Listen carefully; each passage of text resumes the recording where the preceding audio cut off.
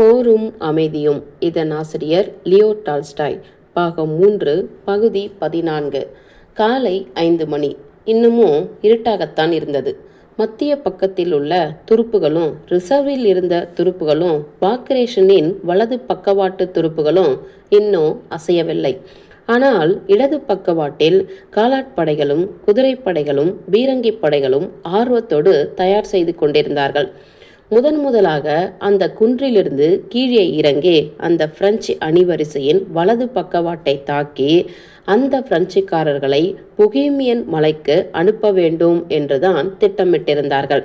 கணப்பு மூட்டங்களில் தங்களுக்கு உபயோகமில்லாத ஜாமான்களை எரிந்து கொண்டிருந்தார்கள். அதனால் ஏற்பட்ட புகை கண்களை கலக்கியது. காலையில் இருட்டாகவும் குளிராகவும் இருந்தன. அதிகாரிகள் அவசரமாக காலை உணவை அருந்தி தேநீர் பருகிக் கொண்டிருந்தார்கள். சிப்பாய்கள் பிஸ்கோத்துகளை சுவைத்து கொண்டும் உஷ்ணத்தை உடம்பிலிருந்து உண்டாக்குவதற்காக அந்த கணப்பு மூட்டங்களை சுற்றி ஆடிக்கொண்டு அந்த நெருப்பில் தங்களுக்கு உபயோகமில்லாத, தங்களால் கொண்டு செல்ல முடியாத தட்டுமுட்டு ஜாமான்களையும் நாற்காலிகள், மேஜை தொட்டிகள், சக்கரங்கள் முதலவைகளை எரிந்து கொண்டிருந்தார்கள். சிப்பாய்களுக்கு வழிகாட்டுவதற்கு ஆசிரிய வழிகாட்டிகள் அப்போதுதான் அங்கே வருவதும் போதுமாய் இருந்தார்கள். கமாண்டருடைய செயலகத்திற்கு ஒரு ஆஸ்திரிய அதிகாரி வந்ததும் அந்த பட்டாளம் அசைய ஆரம்பித்தது. கணப்பு மூட்டத்தை சுற்றியிருந்த சிப்பாய்கள் அவசரமாக அதை விட்டு ஓடி தங்களுடைய சுங்கான்களை பூட்சுகளில் சொருகி கொண்டு வண்டிகளில் தங்கள் மூட்டைகளை போட்டு துப்பாக்கிகளை எடுத்துக்கொண்டு அணிவரிசையை அமைத்தார்கள். அதிகாரிகள் தங்கள் கோட்டு பொத்தான்களை மாட்டி தங்களுடைய உடைவாள்களையும் தோட்டா பைகளையும் அணிந்து கொண்டு அணிகளுக்கு பக்கமாக கோஷமிட்டு கொண்டு போனார்கள். வண்டி ஓட்டிகளும் டாவாலி சேவர்களும் வண்டிகளை கட்டி ஓட்ட ஆரம்பித்தார்கள். உதவியாளர்களும் பட்டாளத்துக்கு கமாண்டர்களும் குதிரை மீது ஏறி தங்களுக்கு சிலுவை குறி காட்டிக்கொண்டு கடைசியாக சொல்ல வேண்டிய உத்தரவுகளை சொல்லிவிட்டு தங்களுடைய ஜாமான்களை எம்மாதிரி அங்கே கொண்டு வர வேண்டும் என்றும் கூறிவிட்டு புறப்பட தயாரானார்கள். ஒரே மாதிரியான ஆயிரக்கணக்கான காலடிகள் நடந்து போகும் ஓசை கேட்க ஆரம்பித்தது. எங்கே போகிறோம் என்பதை அறியாமல் சுற்றி உள்ளவர்களிடமிருந்து அதை அறியவும் முடியாமல் புகையும் அதிகமாகிக் கொண்டிருந்த மூடுபனியும் தாங்கள் புறப்படுகிற இடத்தையோ போகிற இடத்தையோ பார்க்க முடியாமல் சேர்ந்து நிற்க இராணுவம் முன்னால் நகர ஆரம்பித்தது. ஒரு கப்பலில் உள்ள மாலுமி எப்படி கப்பலோடு போவானோ அதே மாதிரி ஒரு அணிவகுப்பில் உள்ள சிப்பாய் நாலா பக்கங்களிலும் சூழப்பட்ட அந்த அணிவகுப்பு எங்கே போகிறதோ அங்கே அவனும் கொண்டு செல்லப்பட்டான். அவன் எவ்வளவு தூரம் நடந்தாலும் எம்மாதிரியான நூதனமான முன்பின் அறியாத ஆபத்தான இடத்திற்கு அவன் போய் சேர்ந்தாலும் எப்பொழுதும் அவனை சுற்றி அதே தோழர்கள், அதே அணிகள், அதே சர்ஜன் மேஜர்கள், அதே கமாண்டர்கள், அதே பட்டாளத்தின் நாய்கள் ஆகியவைகளையே அவன் காண்பான். ஒரு மாலுமி எப்படி தன்னை சுற்றி எப்பொழுதும் ஒரே மாதிரியான தளங்களையும் பாய்மரங்களையும் கயிறுகளையும் காண்பானோ அதே மாதிரி ஒரு சிப்பாய் பார்ப்பதும் அதே போல்தான் இருக்கும். கப்பல் போய்கொண்டிருக்கும் போது எந்த அக்ஷரேகையில் போகிறது என்பதை பற்றி மாலுமிக்கு கொஞ்சம் கூட கவலை கிடையாது. ஆனால் யுத்தம் நடக்க போகிற தினத்தில் எப்படி எப்பொழுது என்பது கடவுளுக்கே தெரியும். ஒரு இராணுவத்தின் தார்மீக சுற்றுணர்ச்சியால் ஒரு பவித்திரமான எதிரொலியை எல்லோருடைய உள்ளமும் அறிந்திருக்கும். வரப்போகும் ஒரு நிச்சயமான பவித்திரமான விஷயத்தை அது அறிவித்து எல்லோருடைய உள்ளத்திலும் ஒரு அசாதாரணமான ஆவலை தோற்றுவிக்கும். தங்களுடைய பட்டாளங்களுக்கு அப்புறம் என்ன நடக்கிறது என்பதை அறிந்து கொள்வதற்கு யுத்த தினமாகிய அன்றைய தினத்தில் பரபரப்போடு முயற்சி செய்து கொண்டிருப்பார்கள். அந்த சிப்பாய்கள் மீண்டும் கவனத்தோடும் ஆர்வத்தோடும் தங்களை சுற்றி பார்த்து கொண்டும் தங்களை சுற்றி என்ன நடக்கின்றன என்பதை கேட்டுக்கொண்டும் இருப்பார்கள். அந்த மூடுபனி மிகவும் அடர்த்தியாய் வளர்ந்தபடியால் வெளிச்சம் அதிகமாகிக் கொண்டு இருந்தும் கூட 10 அடிக்கு அப்புறம் உள்ளதை அவர்களால் பார்க்க முடியவில்லை. புதர்கள் எல்லாம் பெரிய பெரிய பிரம்மாண்டமான மரங்களாகவும் சமதளமான பூமி பெரிய குன்றுகள் போலவும் பள்ளத்தாக்குகள் போலவும் காணப்பட்டன. எந்த இடத்துலையும் எப்பக்கத்திலையும் 10 அடிக்கு அப்புறம் கண்காணாத எதிரியை சந்திக்க நேரிட்டாலும் நேரிடலாம். ஆனால் துருப்புகள் வெகு நேரமாக போய்க்கொண்டே இருந்தன. அதே மூடுபனியில் மேட்டில் ஏறுவதும் பள்ளத்தில் இறங்குவதுமாக தோட்டாக்களையும் வேலிகளையும் சுற்றி வளைத்து கொண்டு புதிதாகவும் முன்பு தெரியாததாகவும் உள்ள பூமி மீது வெகு நேரம் போய்கொண்டே இருந்தார்கள். ஆனால் இன்னமும் எதிரியை சந்திக்கவில்லை. தங்களுக்கு முன்பாகவும் பின்பாகவும் தங்களை சுற்றிலும் இதே மாதிரி ருஷ்ய துருப்புகள் ஒரே திசையை நோக்கி போய்கொண்டிருக்கின்றன என்பதை அவர்கள் அறிவார்கள். ஆகவே தாங்கள் போகிற இடம் எந்த இடம் என்பது தெரியாமல் இருந்தாலும் அந்த இடத்திற்கு இன்னும் பல பேர் வருகிறார்கள் என்று அறிந்து ஒவ்வொரு சிப்பாயும் சந்தோஷம் அடைந்தார்கள். குர்கீசிகள் கூட கடந்து போய்விட்டார்கள் என்று அந்த அணியில் யாரோ ஒருவர் சொன்னார். நமது துருப்புகள் இவ்வளவு ஏராளமாக சேர்ந்திருப்பது என்ன அதிசயமாக இருக்கிறது. நேற்று இரவு கனப்பு மூட்டங்களை நான் பார்த்தேன். ஆதியும் அந்தமும் இல்லாமல் இருந்தது. மாஸ்கோ மாதிரியே தோன்றியது. அணிகளின் கமாண்டர்கள் சிப்பாய்களிடம் நெருங்கி வரவோ பேசவோ இல்லை. யுத்த கவுன்சிலில் கூடியிருந்த கமாண்டர்கள் எல்லோரும் அதிருப்தியோடு இருந்தார்கள். ஆகவே அந்த துருப்புகளை உற்சாகப்படுத்துவதற்கு அவர்கள் முயற்சிகள் எதுவும் எடுத்துக்கொள்ளவில்லை. தங்களுக்கு இடப்பட்டுள்ள உத்தரவுகளை நிறைவேற்றுபவர்களைப் போல வந்து கொண்டிருந்தார்கள் என்றாலும் துருப்புகளோ மார்ச் செய்து போகும்போது, முக்கியமாக எதிரியை தாக்கப் போகும்போது எவ்வளவு மகிழ்ச்சியாக இருப்பார்களோ அதே மகிழ்ச்சியோடு போய்கொண்டிருந்தார்கள். அந்த அடர்ந்த மூடுபனியில் அரை மணி நேரம் போன பின்பு திடீரென்று துருப்புகள் நின்றன. எங்கோ ஏதோ ஒரு கோளாறு ஏற்பட்டு விட்டதாக துருப்புகளிடையே ஒரு வதந்தி பரவியது. அம்மாதிரி விஷயங்கள் எம்மாதிரி துருப்புகளுக்கு பரவலாக உடனே பரவி விடுகிறது என்பதை சொல்வது மிகவும் கஷ்டம். ஆனால் நிச்சயமாக வெகு வேகமாக தடுக்க முடியாதபடி தெளிவில்லாமல் எப்படி பள்ளத்தை பார்த்து தண்ணீர் ஓடுமோ அதே மாதிரி இந்த வதந்தி பரவுகிறது. அது எப்படி பரவுகிறது என்பதை சொல்வது கஷ்டம். நேச துருப்புகள் எதனுடனும் சேராமல் ருஷ்ய துருப்புகள் மட்டும் மார்ச் செய்து வந்திருந்தால் இதற்குள் எவ்வளவு தூரம் போயிருக்கலாம் என்று அந்த துருப்புகள் நினைத்தன. ஆகவே இந்த திடீர் நிறுத்தத்திற்கு காரணமான ஏதோ ஊழலுக்கு அந்த முட்டாள்களான ஜெர்மானியர்தான் காரணம் என்று சொல்லிக் கொண்டிருந்தார்கள். அந்த மாமிச கோலாக்களை தின்னும் ஜெர்மானியர்களின் ஆபத்தான ஊழலே இதற்கு காரணம் என்று அவர்கள் நினைத்தார்கள். ஏன் நாம் நிறுத்தப்பட்டு விட்டோம்? முன்னாலேயே வழி ஏதாவது அடைக்கப்பட்டிருக்கிறதா? அல்லது பிரெஞ்சுக்காரர்களிடமிருந்து நாம் நெருங்கி வந்து விட்டோமா? இல்லை, அவர்களின் சப்தம் கேட்கவில்லையே. அவ்வளவு நெருங்கி வந்திருந்தால் நம்மீது அவர்கள் சுட்டு கொண்டிருப்பார்களே. நாம் புறப்படுவதற்கு எவ்வளவு அவசரப்பட்டார்கள். எந்த காரியமோ காரணமோ இல்லாமல் இப்பொழுது நடு வயலில் நம்மை நிறுத்தி வைத்திருக்கிறார்கள். இதற்கெல்லாம் அந்த கேடு கட்ட ஜெர்மானியரின் ஊழல்களே காரணம். அவர்கள் எப்பேற்பட்ட முட்டாள்தனமான பிசாசுகள். ஆமாம், நான் அவர்களை முன்னால் அனுப்புவேன், அதை பற்றி சந்தேகமில்லை. ஆனால் அவர்கள் பின்னால் கூடிக்கொண்டிருக்கிறார்கள். நாமோ பசியால் இங்கே நின்று கொண்டிருக்கிறோம். சீக்கிரமாக நாம் போய்விட முடியுமா? அதாவது ஒரு குதிரைப்படை வழியை அடைத்து கொண்டிருப்பதாக சொல்கிறார்கள் என்றாரே ஒரு அதிகாரி. அந்த கேடு கெட்ட ஜெர்மானியர்கள், அவர்களுக்கு தங்கள் நாட்டை பற்றி கூட தெரியாது என்றார் இன்னொருவர். நீ எந்த டிவிஷனை சேர்ந்தவன் என்று அங்கு சவாரி வந்த ஒரு உதவியாளர் கூச்சல் போட்டார். 18வது டிவிஷன். அப்படியானால் நீ ஏன் இங்கே இருக்கிறாய்? நீ வெகு நேரத்திற்கு முன்பாகவே அங்கே போயிருக்க வேண்டுமே. இப்பொழுது இன்று மாலை வரையில் நீ அங்கே போய் சேர முடியாதே. என்ன முட்டாள்தனமான உத்தரவுகள்! நாங்கள் என்ன செய்கிறோம் என்பது அவர்களுக்கு தெரியாது என்று அந்த அதிகாரி சொல்லிவிட்டு அங்கிருந்து சவாரி போனார்.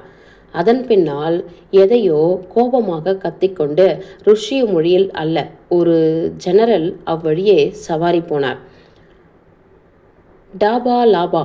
ஒருவருக்கும் புரியாதபடி அவன் என்ன உளறி கொண்டு போகிறான் என்று ஒரு சிப்பாய் சொல்லி அந்த சவாரி போன ஜெனரலைப் போல நடித்து காட்டினான். அவர்களை நான் சுட்டுக் கொள்வேன், அயோக்கியர்கள் என்றார். நாம் 9 மணிக்கு முன்பாக அந்த இடத்தில் போயிருக்க வேண்டும் என்று நமக்கு உத்தரவு. ஆனால் இன்னும் பாதி தூரம் கூட நாம் வரவில்லை. என்ன அழகான உத்தரவுகள் என்று வெவ்வேறு திசைகளிலிருந்தும் ஒலித்தன. துருப்புகள் மார்ச் செய்ய ஆரம்பித்த போது என்ன உற்சாகத்தோடு இருந்தார்களோ அந்த உற்சாகம் எல்லாம் இப்பொழுது முட்டாள்தனமான ஏற்பாடுகளின் மீதும் ஜெர்மானியர் மீதும் எரிச்சலாகவும் கோபமாகவும் மாற ஆரம்பித்தன. ஆஸ்திரிய குதிரைப்படை நமது இடது பக்கவாட்டை நோக்கி போய்கொண்டிருந்த போது நமது மத்திய பாகம் பலமில்லாமல் இருப்பதாக மேலிடத்தில் கருதப்பட்டதால் அந்த குதிரைப்படைகளை வலது பக்கவாட்டிற்கு திருப்பி வரும்படி உத்தரவிடப்பட்டது. ஆகவே ஆயிரக்கணக்கான குதிரை வீரர்கள் அந்த காலாட்படையின் முன்பாக திருப்பி கொண்டிருந்தனர். அதற்காகவே மார்ச் செய்து கொண்டிருந்த காலாட்படை திடீரென்று திருத்தும்படி நேரிட்டது இந்த குழப்பத்துக்கு காரணம். முன்னணியில் ஒரு ஆஸ்திரிய வழிகாட்டிக்கும் ஒரு ருஷ்ய ஜெனரலுக்கும் ஒரு வாய் சண்டை ஏற்பட்டது. அந்த திரும்பி போகும் குதிரைப்படையை உடனே நிறுத்தும்படி அந்த ஜெனரல் கத்தினார். தன்னை எதற்காக குறை கூற வேண்டும் என்றும் இதெல்லாம் மேலிடத்து உத்தரவு என்றும் அந்த ஆஸ்திரிய வழிகாட்டி பதில் சொன்னான். இதற்கு மத்தியில் பரபரப்போடு உற்சாகம் குன்றி துருப்புகள் நின்று கொண்டிருந்தன. 1 மணி நேர தாமதத்திற்கு பின்பு கடைசியாக துருப்புகள் குன்றின் கீழே இறங்க ஆரம்பித்தன. அந்த குன்றில் கலைந்து கொண்டிருந்த மூடுபனி கீழே அடிவாரத்தில் மிகவும் அதிகமாக மண்டி காணப்பட்டது. அங்கேதான் துருப்புகள் இறங்கிக் கொண்டிருந்தார்கள். அந்த மூடுபனியின் எதிராக ஒரு குண்டு சத்தம் கேட்டது. பின்னால் மற்றொன்று கேட்டது. மறுபடியும் சத்தம் என்ற இடையிடையே கேட்டு வந்தது. பின்னால் வர வர அதிக ஒழுங்காகவும் வேகமாகவும் கேட்க ஆரம்பித்தன. கோல்ட் பாக் ஓடையில் போராட்டம் ஆரம்பித்தது. அந்த ஓடைக்கு பக்கத்தில் எதிரியை சந்திப்போம் என்று நினைக்கவில்லை. ஒரு மூடுபனியில் எதிரிகளை சந்தித்தார்கள். தங்களுடைய கமாண்டர்களிடமிருந்து எந்தவிதமான உற்சாகமான வார்த்தைகளும் இல்லை. மிகுந்த தாமதம் ஏற்பட்டு விட்டது. உணர்ச்சி துருப்புகளிடையே பரவியிருந்தது. அதை தவிர கடுமையான அந்த மூடுபனியில் எதிரியிலேயோ தங்களை சுற்றியோ எதையும் பார்க்க முடியவில்லை. ஆகவே சோம்பேறித்தனமாக எதிரி மீது ருஷ்யர்கள் சுட்டு கொண்டிருந்தார்கள். கொஞ்சம் முன்னேறி மீண்டும் நின்றார்கள். அந்த மூடுபனியில் தங்களுடைய பட்டாளங்களை கண்டுபிடிக்க முடியாமல் அதிகாரிகளும் உதவியாளர்களும் அந்த அடையாளம் தெரியாத சூழ்நிலையில் சுற்றி கொண்டிருந்தார்கள். அவர்களிடமிருந்து எந்தவிதமான உத்தரவுகளும் பட்டாளத்திற்கு கிடைக்கவில்லை. எந்தவிதமாக 1, 2, 3வது அணிவரிசைகளுக்கு போராட்டம் ஆரம்பமாயிற்று. அவைதான் அந்த பள்ளத்தாக்கில் இறங்கியவை. 4வது அணிவரிசை குட்டுஜோவுடன் இருந்தது. அவர் அச்சமயம் பிராட்ஜென் என்ற குன்றின் மீது படையோடு நின்று கொண்டிருந்தார். யுத்தம் ஆரம்பமாகியிருந்த பள்ளத்தாக்கில் இன்னும் கடுமையான மூடுபனி இருந்தது. ஆனால் உயரமான பூமியில் கொஞ்சம் கொஞ்சமாக அது விலகி வந்தது. முன்னால் என்ன நடக்கிறது என்பதை பார்க்க முடியவில்லை. எதிரியின் முழு படைபலமும் 6 மைலுக்கு அப்பால் இருக்கிறதாக நாம் நினைத்து கொண்டிருந்தோமே, அதேபடிதான் இருக்கிறதா அல்லது சமீபத்தில் அந்த மூடுபனி சமுத்திரத்தில் இருக்கிறதா என்பதை 8 மணி வரையில் ஒருவராலும் அறிய முடியவில்லை. காலை 9 மணி ஆயிற்று.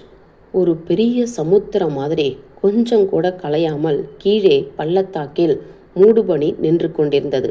ஆனால் எதிரே ஸ்லாபானிச் என்ற உயரமான கிராமத்தில் நெப்போலியனும் அவருடைய மார்ஷல்களும் நின்று கொண்டிருந்தார்கள். அங்கே நல்ல வெளிச்சம் இருந்தது. அவருக்கு மேலாக வானம் தெளிவாக நீல நிறமாய் இருந்தது. சூரியனின் பரந்த கோலம் ஒரு பெரிய குழிவான சிவந்த தெப்பம் போல அந்த பாலை போன்ற மூடுபனி சமுத்திரத்தின் மேல் ஆடிக்கொண்டிருந்தது. பிரெஞ்சு சேனையின் முழு பலமும் நெப்போலியனும் அவருடைய பரிவாரங்களும் சாக்கால்னிச், ஸ்லாபானிச் என்ற பள்ளத்தாக்குகளுக்கும் அந்த ஓடைகளுக்கும் அப்பால் வெகு தூரத்தில் நிற்கவில்லை. அங்கேதான் நமது முன்னணியை அமைத்து போர் செய்வதாக ஏற்பாடு இருந்தது. ஆனால் அவர்கள் இப்பக்கமாகவே நம்முடைய படைகளுக்கு வெகு சமீபமாக நின்று கொண்டிருந்தார்கள். அவர்கள் நிற்பதை தொலைநோக்கி கண்ணாடி இல்லாமலேயே குதிரையில் இருப்பவனையும் தரையில் நிற்பவனையும் நெப்போலியன் வித்தியாசம் கண்டுபிடிக்கக்கூடிய விதத்தில் சமீபத்திலேயே நின்றார்கள். இத்தாலிய படையெடுப்பில் அணிந்திருந்த அதே நீல நிற வெள்ளிச்சட்டையை நெப்போலியன் அணிந்து தமது சிறிய சாம்பல் வர்ண அரபு குதிரை மீது அமர்ந்து தமது மார்ஷல்களுக்கு சிறிது முன்பாக நின்று கொண்டிருந்தார். அந்த மூடுபனியிலிருந்து விடுபட்டு கொண்டிருந்த குன்றுகளை ருஷ்ய துருப்புகள் தூரத்தில் நடமாடிக்கொண்டிருந்த அந்த குன்றுகளை அவர் மௌனமாக பார்த்து கொண்டிருந்தார்.